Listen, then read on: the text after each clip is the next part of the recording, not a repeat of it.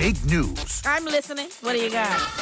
Critics and parents agree. Paw Patrol, the mighty movie, is hilarious, action-packed, and fun for the whole family. How do you like me now? That's what I'm talking about. Paw Patrol, the mighty movie, rated PG, now streaming on Paramount+.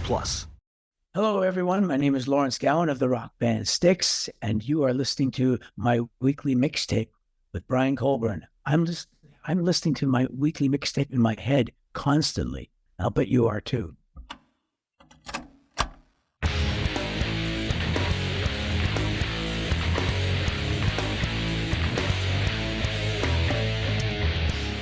Welcome to My Weekly Mixtape, a podcast that takes the classic mixtape approach to building a modern playlist. I'm your host, Brian Colburn.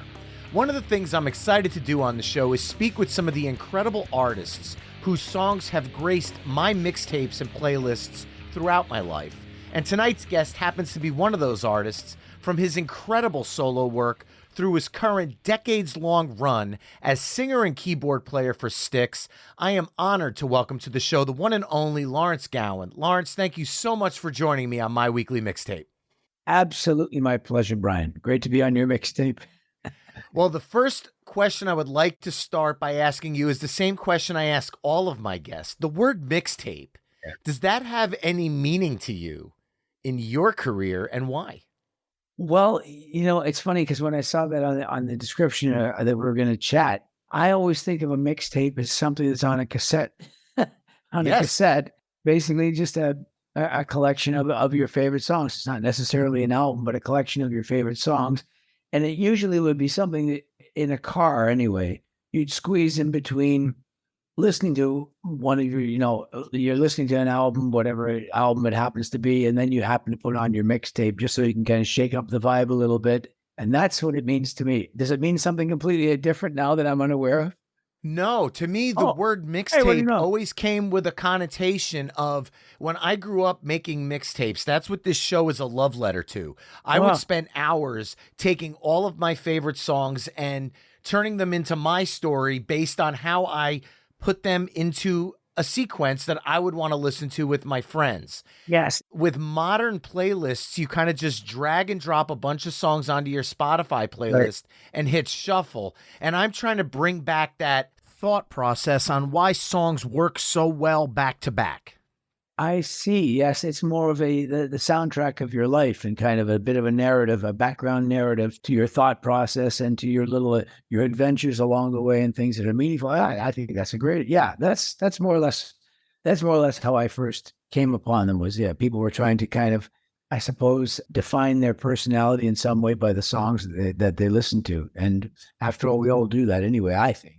100%. And one of the bands that growing up, my parents and I truly bonded over was your music and the music of Styx, with a discography of over 50 years, going back to Styx' self-titled 1972 album. The band has never slowed down, including the most recent effort, 2021's Crash of the Crown, shows that you guys have a lot more to say on a musical level still. How would you describe the band's musical evolution across 5 decades? Boy, that's a tough one. I would say that first of all, I'll try to pick what I think are the central strengths that have allowed the band to traverse over 5 decades. I'd say, first of all, there's a dedicated devotion to melody. That's number one. Just basically trying to come up with melodies that stick in people's heads. And long before I joined the band, I'm in my 25th year now. That was what I noticed about Styx, was they were very memorable melodies that were just, once they were in your head, they would take up residence there permanently. And that's true of all the bands that I've loved most. They just have melodic content that doesn't seem to wane with time. The other thing is a determination for the band to go on, to continue despite, all the challenges that come along the way in the life of any band. It's very, very difficult to make a band stay together for 5 years, let alone 50.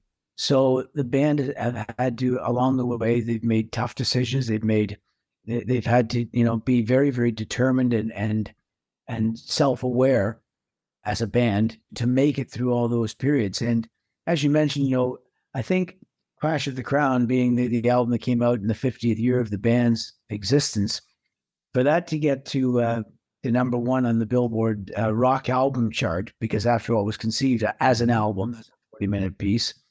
It really is remarkable to think that it's a band that seems to have found the right direction forward in all eras. Well, at this juncture of the band's career, Styx could easily walk out on stage and play a 2-hour set of nothing but hits. Babe, Come Sail Away, Renegade, Best of Times Lady. But then you have songs like Common Ground from Crash of the Crown that, to me, fit right in with all of those songs. How does the band decide, with all of these years of music, how a show should flow from decade to decade and song to song? That's a great question. I think that not only is the band involved in what we wind up playing in a set, but in fact, like our production crew very often, well, on a daily basis, they have not just so much an opinion, but a very informed opinion. Because, for example, our stage manager, he knows what we've played in various regions of the country or even in the world the last time we were there.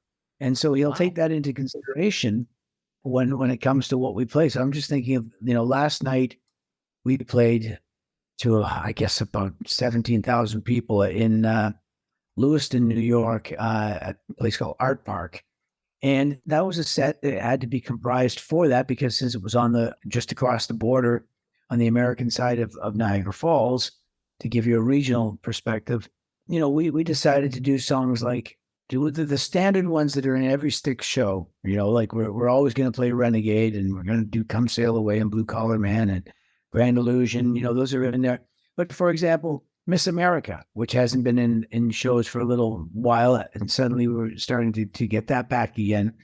That's a really important song to play in that region, because Grand Illusion was a huge record. People know it as an album.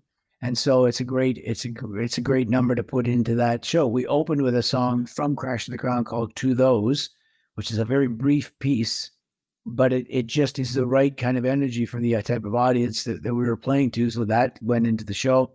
We put a song from my solo career that became a Styx song after I joined, called A Criminal Mind. We put that into the set because radio in Buffalo and in that region that are right across the border, they played that song extensively on the radio, and they still hear it.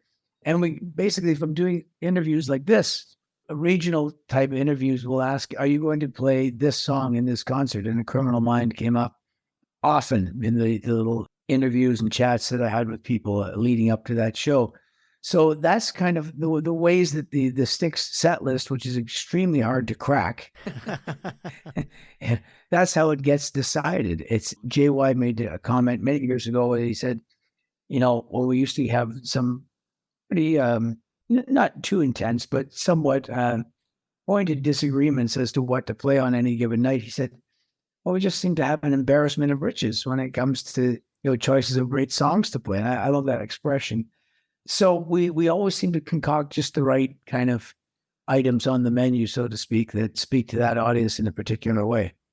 Well, I want to follow up on where you're going with this, because as much as I love the hits that you talked about, there's a part of me as a Styx fan that does enjoy some of the deeper cuts. Off the top of my head, if I go back to Kilroy Was Here, because that was one of the albums my parents basically introduced me to the band with, songs like Double Life and Heavy Metal Poisoning haven't been part of the set list in a long time. And then if you fast forward into the 90s, Edge of the Century, Show Me the Way was something that was played during a lot of my high school events. Those are just a couple of examples as a longtime Styx fan, that songs that I'd love to hear at a show. Do you, as a member of the band, have any era that maybe there are songs that you would like to see dusted off for a live run through? Because there's no shortage of amazing material here. Yeah. It's funny. I know what you're saying, because especially, and since I can see you on this podcast, I can see that you're one of the younger people that came along to Styx probably after these albums had been out a while. And it has been noticed that younger people don't tend to necessarily gravitate toward what were the songs that were played endlessly on the radio, because you don't have that kind of shaping your opinion or your viewpoint of the band in any way. So, for example, take a song like "Man in the Wilderness." That's another track like that. "Pieces of Eight" is another track like that. These are some of my favorites, and I notice there's some audience favorites as well. They really want to hear those songs, and those ones really speak. That's part of their mixtape, so to speak. That's part of what speaks to their life, and that they can relate so well to. And I happen to really, I love that. We brought back, for example, "Lorelei" recently. That's a song that's been off the set list for a couple of years. And yet it's the first Styx song I ever took note of on radio in Canada, in Toronto, was "Lorelei." And so I'm really glad that one was brought back.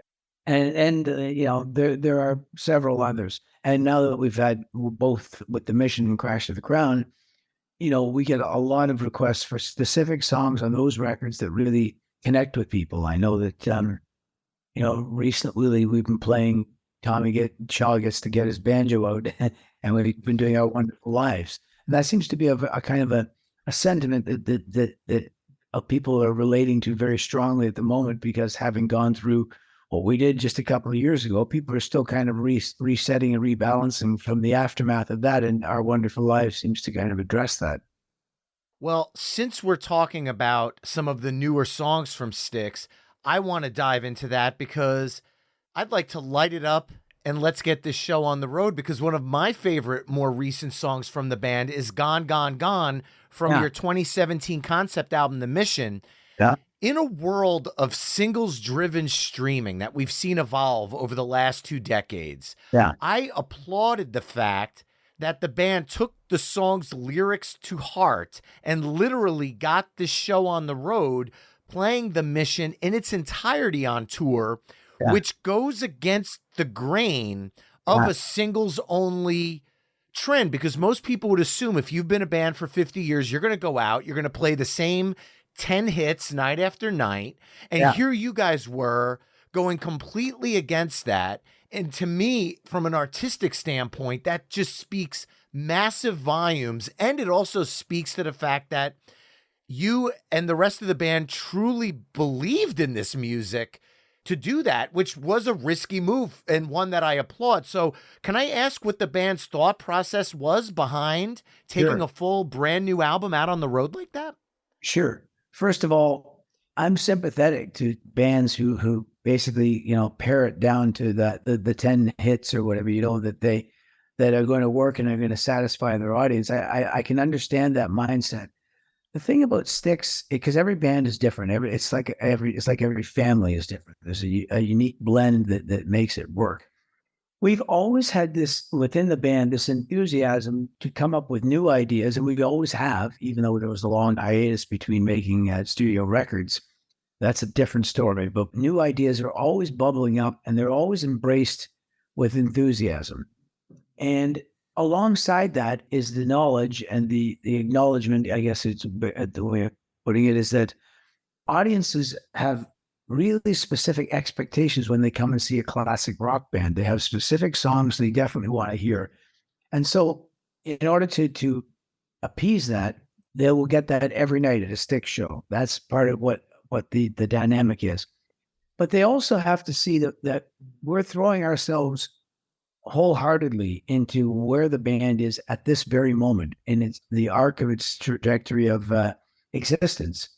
And we kind of played a bit of a balancing act in that we specifically wrote the last 2 albums, The Mission and Crash of the Crown, as albums, first of all, because the streaming thing, there's a lot to the question you just asked. The whole nature of streaming is not all that conducive to bands of the classic rock era. People stream, for example, let's take, for example, say Led Zeppelin 4, where everyone knows Stairway to Heaven.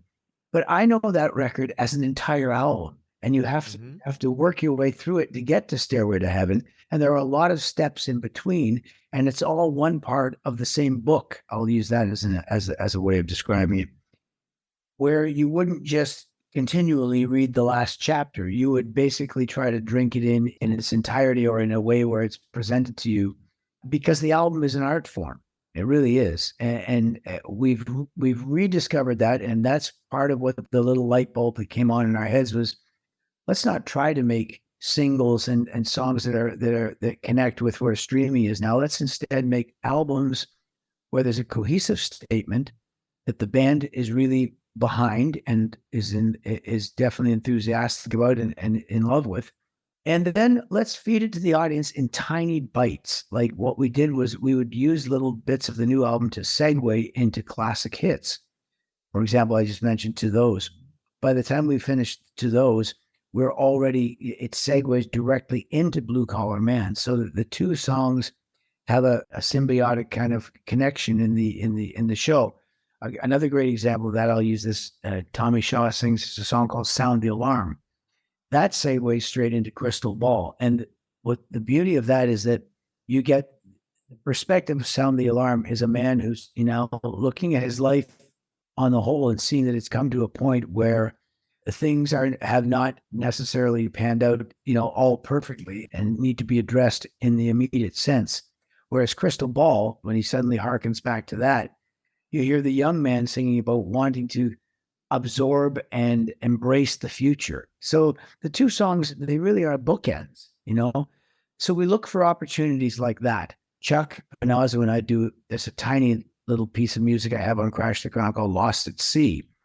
And it's only 39 seconds long, but it's a poignant little piece on the record and an important piece.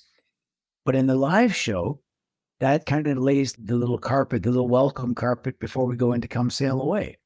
So it kind of gets people into that nautical frame of mind. And that's the way we did it. And now with The Mission, we didn't just immediately go out and play the album in its entirety. We did it like we did what I just was describing for a year.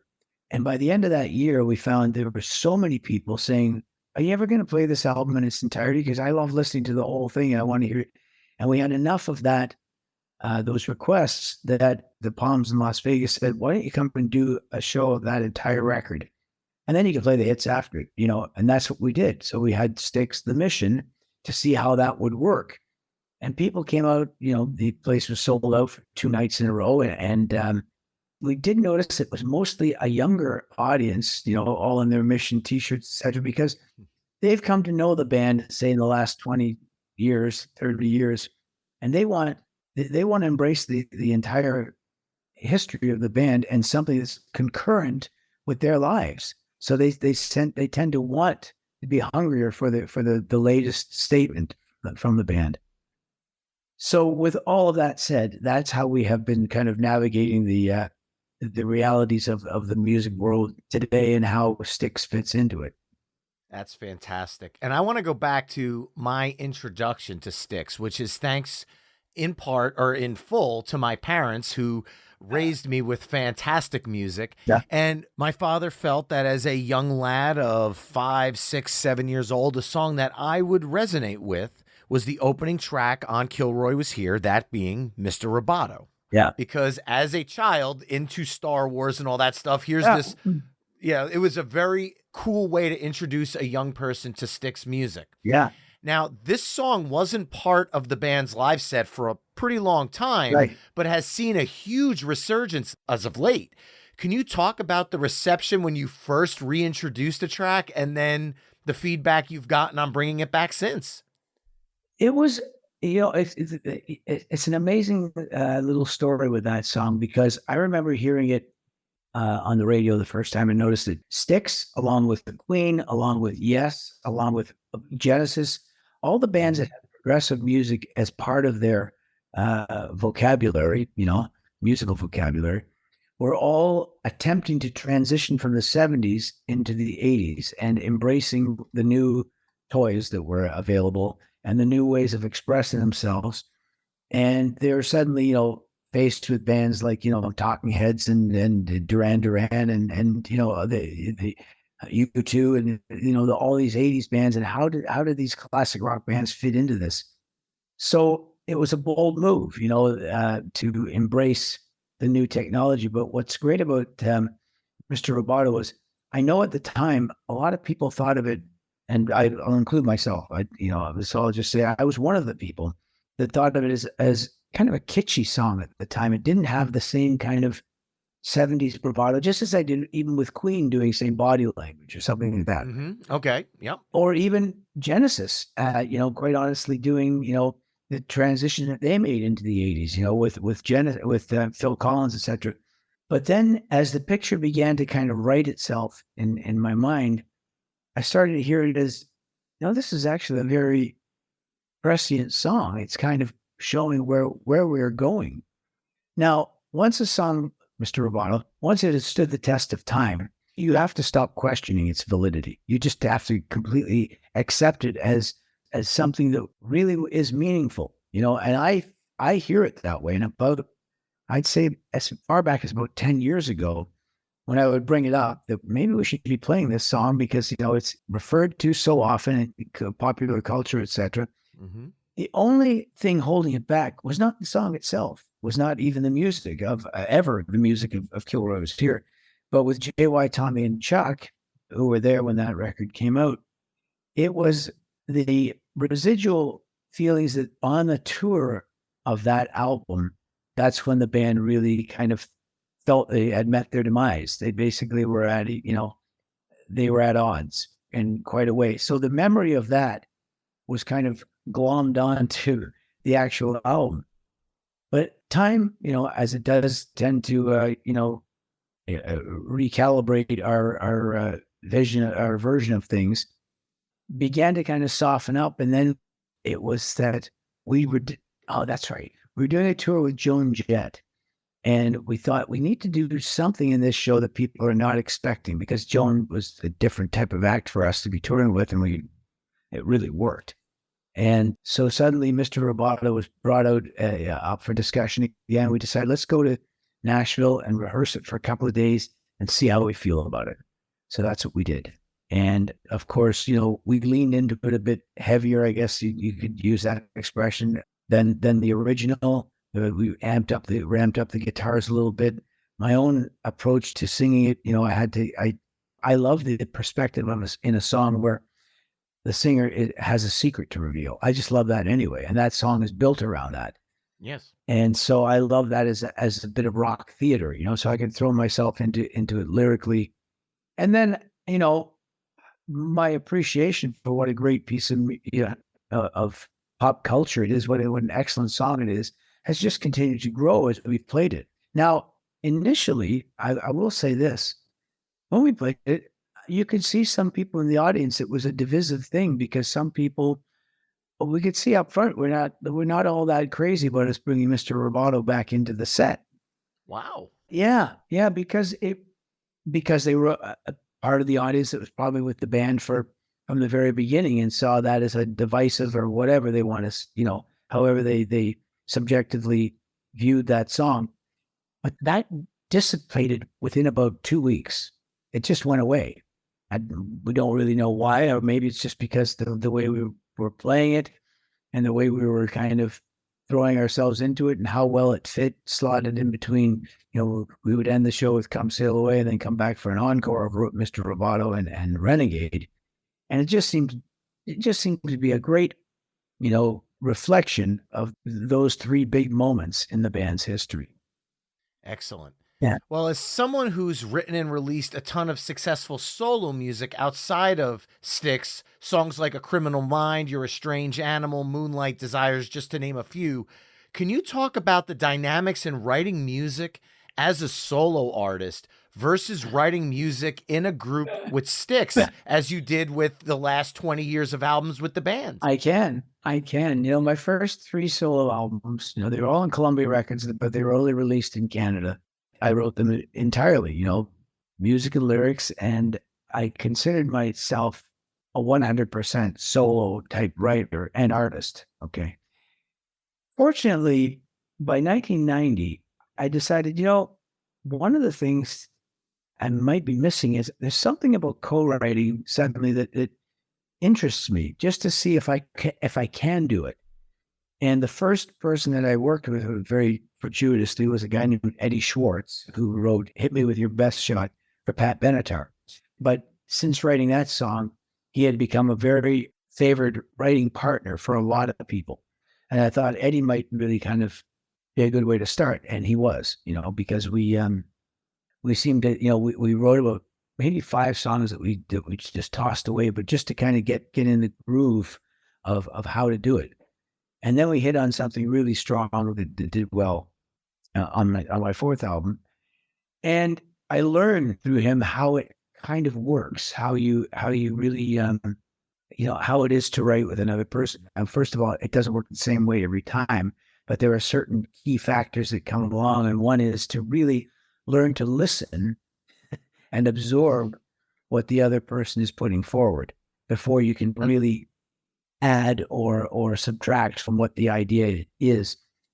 But eventually, from writing with Eddie and then writing with Jim Valance, who co-wrote with all the big Bryan Adams songs, a lady named Annette Ducharme wrote one song with her that made it onto an album. I learned just a little bit of what it is to kind of co-write with people. So when I joined Styx, I had that kind of in my little lexicon already as to, okay, this is going to be different. But the hurdle there was, it's one thing to co-write with people on a one-off basis, but to be in a band with them where you're an actual band, it takes some time to really let the ideas meld together in a really meaningful way. You can kind of glom pieces together, or you can almost like a Lego set, you know what I mean, where it's fairly predictable in the outcome. But really, what is amazing is when someone's got one idea and an almost opposing idea to it, almost as if it's coming from a completely different space. When those two things clash, creative friction is created. And that's where songs like Crash of the Crown can come out, which wound up being the title track, a song where, first of all, you've got 3 lead singers on it. It starts out with JY and then Tommy, mostly Tommy and myself, and then it ends with myself. And no one in the band could have written that song alone. It would be impossible. You couldn't do it.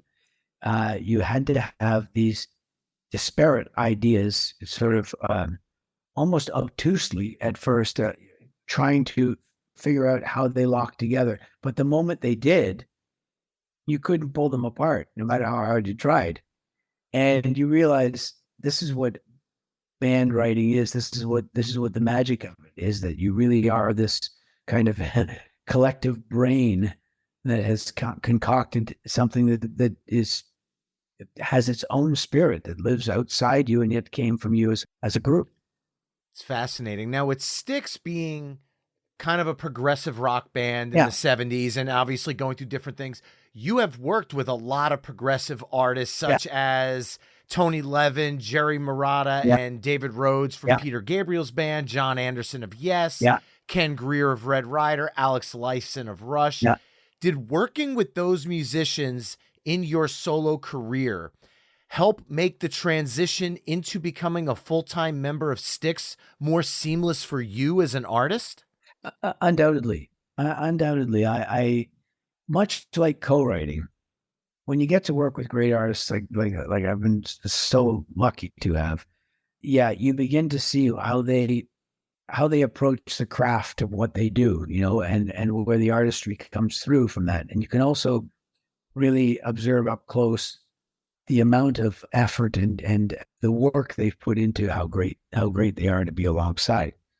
It's evident, and yes, it very much did prepare me for that, and it's, when you're playing with other players that you really admire, it's just a fantastic moment. It's just, that's the best way I can describe it. It's like you're kind of in this great mind, this great headspace where it's like, wow, we're riding on this vehicle together, and what you're throwing into this is really lifting the whole experience. That's basically what happens, when I was working on Strange Animal on that album, having Tony Levin and Jerry Marotta and David Rhodes and another fellow named Chris Jarrett who played guitar on that album as well, and an excellent producer, having that whole kind of group together and elevating everything up, another notch, because each player has such unique and useful ideas, that keep kind of tossing the ball back and forth. That definitely prepared me for working with Styx. And that's probably why, that may be one of the chief reasons as to why it's worked out for so long as it has, is that, I had all this kind of background experience that I guess I brought with me. And little by little, there's been moments when that's all been very, very useful along the way. Well, one of the songs I'd like to touch on is The Grand Illusion. Yeah. We're in 1999. You have established yourself as a solo artist. Yeah. You are stepping into a band with a storied career. You have a storied career. And you're stepping in front of the microphone to sing one of the band's most iconic songs for the first time. Yeah. And you don't know how the audience is going to react. Yeah. This is two very talented groups coming together. Yeah. As in you and the band. And this is the first time out. Walk me through that moment, what that is for you as an artist, singing that song for the first time. I think we touched on this in the past, Brian. I'm glad you remembered it. That's a vivid moment in my mind, because once we decided we were going to do this, and I was going to join the band, and we started our rehearsals, it kind of seemed very, very easy. It's like we fit together really, really well, and we played for a few friends before we went out to do the first show, and that was all easy enough. But the moment we stepped on stage in front of a live audience, it was in Branson, Missouri, which I don't think we've ever been back to. Or maybe once we have. No, that's not correct. Yeah, we did go back once. I do remember drawing breath to go into Grand Illusion and thinking, oh, remember it's 1999. It's a different time. I'm thinking, they're about to hear someone else sing this song for the very first time. I couldn't think of any covers out there of Grand Illusion at that time. And I thought, this might be all resolved in about 4 minutes time when we finish this song as to whether this is going to work or not. And so that did cross my mind back then. But fortunately, Grand Illusion is a song that I could very much relate to. I think it's a great lyric that touches on the prefabricated view of what success is, and I like that very much as a theme. By the time I got to the end of the song, the audience, they loved it because they were all arms up in the air and, high fives and all that. And that's because I feel that the spirit of the band, the strength of that song, first of all, but the spirit of the band was somehow still being presented.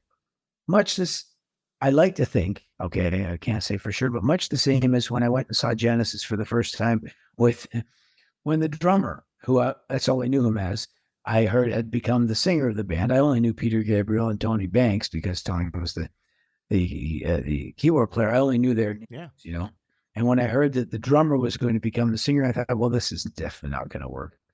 And a friend of mine gave me a ticket to go see them, and I reluctantly went along. And then I found out very quickly that the drummer's name is Phil Collins, and how the spirit of Genesis did not seem to be detracted from. It was amazing to me how someone as great as Peter Gabriel could be suddenly not in a band and still have the spirit of the band remain intact. Is a remarkable thing, but I took note of it then. And I remember thinking, had that not happened, would we have all those amazing Peter Gabriel solo records? Would I be buying tickets to see Gabriel when he comes to Toronto? Yeah. September?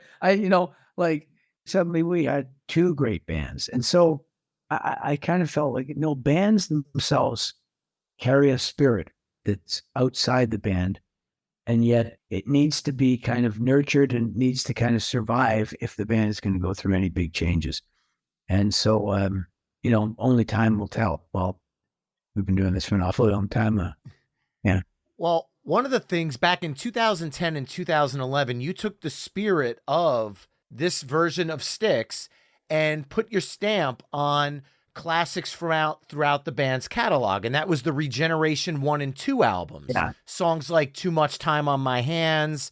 And then, believe it or not, several cover songs from Tommy Shaw's stint with Damn Yankees doing High Enough, which for me, as a 45-year-old man, High Enough hit right at that time in my life where I was just starting to date. Power ballads were a huge thing. And I've gone on record on this show in the past saying that High Enough is probably one of my favorite songs of all time. Great. The beautiful soaring harmonies in that vocal performance and what Tommy and Jack Blades and Ted Nugent do on the original is amazing.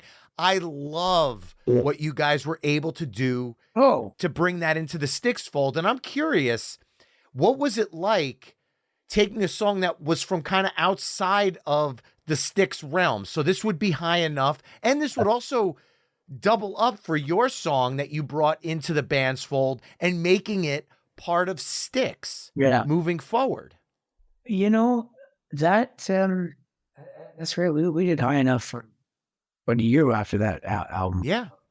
And again, it's a great song. So, I mean, you know, and you had the original singer over there with Tommy there. So a lot of the pieces just kind of fell into place very, very easily, quite honestly. And yeah, I remember recording that and thinking, God, this could be a hit all over again, because it's the song that just works. That's all there is to it. It's one of those songs that's just perfectly balanced and just works. And we were able to hit the notes. That's the hardest. Oh, that you nailed it. Absolutely nailed it. The perfect title for that. Yeah, that whole, you know. Yeah, it's up there in Bee Gees territory. But you guys knocked it out of the park, and that's something that I was happy to hear that song continue a life, because for me, the song just resonated with me on a personal level, and to hear the band continue with it put a big smile on my face. That's great to hear, Brian. I think also, you know, one of the realities is, you know, I think you know, Tommy Shaw definitely, you know, he had that successful career with Damn Yankees, successful second act, let's call it that. And I know early on he would have liked to have gone and even toured with them again, perhaps, but there just wasn't time. There was just suddenly, you know, Styx had taken center stage again, and there were, you know, we were playing at a pace of, and we still are, about 100 shows a year. He would just burn himself out if he's trying to do that. So the easiest thing to do is just bring the song into the band. Yeah. Well, it worked really well, and I love that rendition. So I wanted to touch on that, even though it's not originally part of the Styx catalog. Now, while we're on the topic of cover songs, you have had your original songs covered. Retrocity did an a cappella version of You're a Strange Animal. Yeah. Styx has had punk versions of their songs redone, note by note reimaginings, all the way out to South Park covering Come Sail Away in the voice of Cartman. Best version ever. Yes. I mean, seriously, what is it like for you to hear another artist reinterpret your work in a different way, whether it be a cappella version, a punk version, or a comedic version like South Park? Well, as a songwriter, it's one of the greatest things, right? For any songwriter, it's a great thing. You know, I mentioned Eddie Schwartz with "Hit Me With Your Best Shot." He had recorded that song for his own solo record when someone said, "Oh no, we've got this new artist, Pat Benatar, and we think, you know, we'd like her to record that song." And he obviously loved the version because it certainly worked. I've heard really interestingly beautiful flamenco guitar versions of "A Criminal Mind," for example, and I love that, you know. But then again, you know, I even heard karaoke versions that I've also enjoyed too, because people, you know, you can see how much enthusiasm, you know, how much people want to throw themselves into a song because it's, you know, back to your original theme, it's part of the mixtape of their lives. No, I think it's a wonderful thing. It's also something that I continue to do because of the artists that I really admire so much. And I love doing covers of other people's songs just to do them. Gordon Lightfoot, who left the planet recently, so many amazing, phenomenal songs that, you know, I had to immediately open up his catalog and you know, try to keep his kind of memory alive through his songs, and discovered, you know, I forgot a song called "Beautiful," which was one of his many hits, but not one that's as immediately known. I immediately wanted to do a version of it, which I did, and put out it just on, you know, on Instagram, etc. And it's amazing how people respond to that. You know, that it's good to hear other artists do cover songs that have meant so much to them. I guess it's our version of mixtaping in a weird way, is that we actually play the song and kind of put our own inflection into it. And I have to ask, with the mindset of that South Park version, did that introduce the band to a whole new audience who was like, who is this? And all of a sudden you have people that you don't recognize in the crowd because this song introduced Styx to them? Yeah, at this, I'm sure that happens. First of all, I joined at a very fortuitous time because all these cultural references to Styx were just beginning when I joined. The initial one, I remember the initial phone call with GY was that Adam Sandler was using referencing Styx several times in a movie called Big Daddy, which I'm Yes. sure you know. That was the beginning of it. But then suddenly you saw TV commercials and South Park and Scrubs and Sex and the City and all these various cultural references to Styx that kept popping up. So that I'm sure is part of how the net got thrown wider and the audience became broader because of that. Well, I've talked about a lot of my favorite songs from you and the band tonight, but I would love for you to put your stamp on this mixtape that we've discussed throughout this episode. So if you had to choose 3 songs that would best define your legacy as a musical artist, it could be from any juncture of your career, solo or stuff with Styx, what 3 songs would you pick and why? Okay, so I have to. Boy, this is one hell of a question. So let me pick 3 songs that are not of myself or Styx, just so I can kind of go with that. I would say, and this is really off the top of my head, like crazy. I would say probably. Oh God, this is really tough. I saved the best for last. Yeah, you certainly did. You're stumping me. I'm just gonna go quickly here. I just so I know I'm gonna get this wrong, but I guess there's no wrong. There's no wrong answers. First of all, I'd go with A Day in the Life, okay? Because the voices of both John and Paul are in that song. Terrible to have to give up George and Ringo for this, but you're forcing me down this road, Brian. And I'd go with A Day in the Life because there's something so all-embracing about that piece of music that just puts me in awe of the universe, I suppose. I'd go with that one first. And then probably the second one would be, oh boy, this is really tough. It might be something this has become extremely obvious now, but it's got such great classical overtones in it, and it probably be Bohemian Rhapsody by Queen would be the second one for so many reasons. And I guess if it was the third one, it might be Rocket Man by Elton John. Wow. There you go. I guess it would be those ones. Now I can just as quickly jump in and say, I want to have Sympathy for the Devil by the Rolling Stones, Space Oddity by David Bowie, and let's see now, what would be number 3 on that list? The Lamb Lies Down on Broadway by Genesis. Oh man, this is becoming a hell of a mixtape here. I'm liking where you're going. It's too tough. This is too tough. It's far too tough. Now I've stuck to those 2 eras, but I have lots of. I could easily do a mixtape though of just the new millennium. That would embrace a song like "Somewhere Only We Know" by Keane. That's one of my faves. I would say a second one to that would be. Oh, there was one it was a Eurovision song by a guy named Sam Ryder called "If I Were an Astronaut." Oh shoot, what's the title of the song? Oh, I listen to it all the time. I'm up in space, man. I think it's called Spaceman. I'm spacing on the title, and I listen to it a lot. So there's 2, and then possibly something by a song called "Elephant" by Tame Impala. Oh yeah, I'm just jumping. Yeah. I'm jumping all over the place here. I'm not giving you a very good answer. Are you kidding me? This is great. We'll go back to the very beginning and say, I got to pick 3 songs. It's going to be A Day in the Life, Bohemian Rhapsody, Rocket Man. They all have special meaning to me in so many ways. All right. And then the final stamp, the 3 songs from your career, whether it be Lawrence Gowan or Styx, what 3 songs would you choose and why? Okay, so those 3 songs would be probably Moonlight Desires, because I get to hear Jon Anderson's part in that song too. He does a solo in that song. Yes. I'd probably go with saying Moonlight Desires, Renegade would be in there for sure, and probably Come Sail Away. Yeah, I guess it would be those 3. 3 fantastic tracks. Now, we've talked tonight about 5 decades of Styx classics, as well as your original classics. Certainly, the band shows no signs of slowing down. Is there any new music that's currently in the works that you might be privy to talk about right now? Well, we're working on new things right now. I mean, there was an idea, 2 new songs we've been working on for just in the last 10 days or so.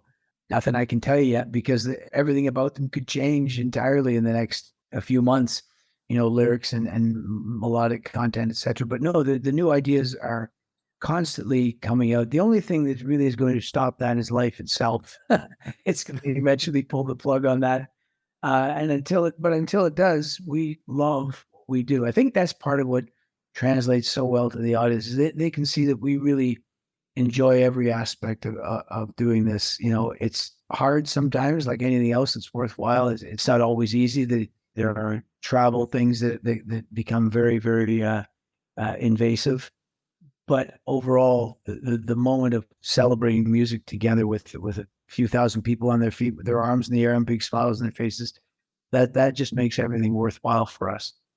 Well, as one of those fans, this has truly been an honor for me. Lawrence Gowan, thank you so much for joining me on My Weekly Mixtape. My pleasure, Brian. Great to talk to you again. Remember, Mixtapers, you can find My Weekly Mixtape on Facebook, Twitter, Instagram, TikTok, and Spoutable at My Weekly Mixtape. You can also head to myweeklymixtape.com to hear all of the music we've discussed in tonight's episode via the playlist embedded on the episode page, as well as to check out the full catalog of My Weekly Mixtape episodes. If you want to support the show, please consider becoming a Patreon mixtaper at patreon.com/My Weekly Mixtape. That's all for this week. Thanks again for listening. Until next time, enjoy the tunes.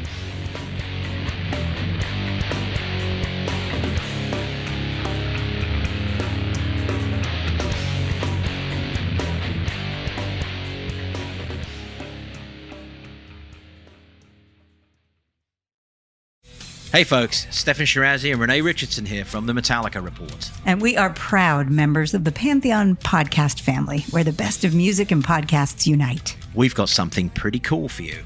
We're giving away an exclusive Metallica merch package worth over $250. That's a whole lot of Scary Guys, skulls, M72, and other sought-after Metallica swag. And we've made it easy for you to win. Follow and share the Metallica Report, and you're in the game. Go to pantheonpodcast.com/Metallica, enter your email, and hit that button to be entered to win. And just like that, you're eligible for our monthly exclusive Metallica merch package. And guess what, rockers? You can enter every month, so just do it. And while we love our global brothers and sisters, the lawyers won't let us ship outside the U.S.